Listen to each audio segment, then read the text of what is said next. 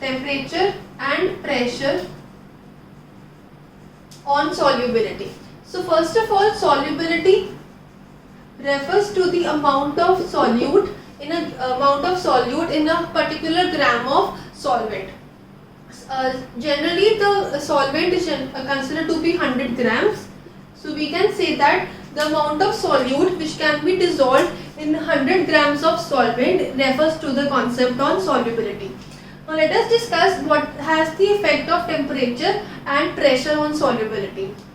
So first we will take the case of solubility of solid in liquid.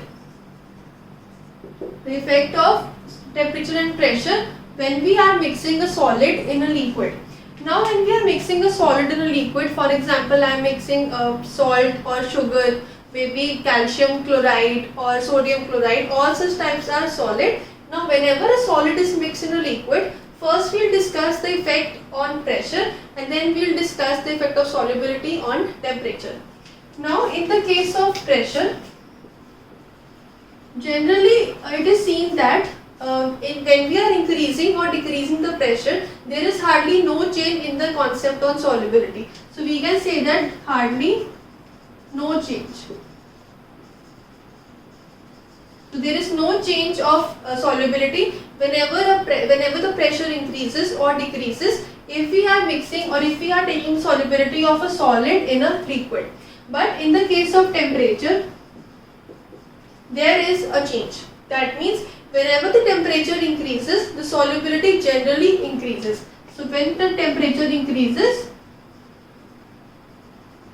the solubility of a solid in a liquid also increases. And the opposite is also true. When temperature decreases, the solubility also decreases.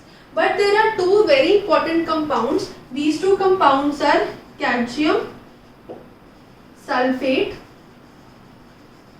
and calcium acetate. These two types of compounds show an inverse relation. That means in these two types of compounds, when the temperature increases, the solubility decreases. So you have to remember these two compounds specifically. Calcium sulfate and calcium acetate are two compounds in which the effect of temperature and solubility is opposite. Generally what is seen that temperature increases, solubility also increases. But in the case of calcium sulfate and calcium acetate, as the temperature increases, the solubility decreases.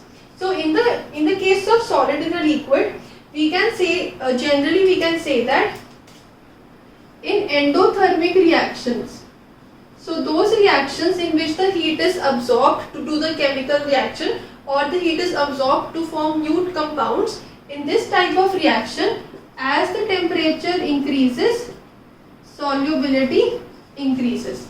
But in the case of exothermic reactions, in which the heat is released in a process, as temperature increases, the solubility decreases. But generally what is seen that whenever a solid is mixed in a liquid, it is always endothermic reaction. So generally with increase in temperature, the solubility has to increase. Now we will see the concept of solubility of gas in a liquid. Now when a gas is dissolved or gas is mixed in a liquid, we will discuss the effect on pressure and then we will discuss the effect on temperature.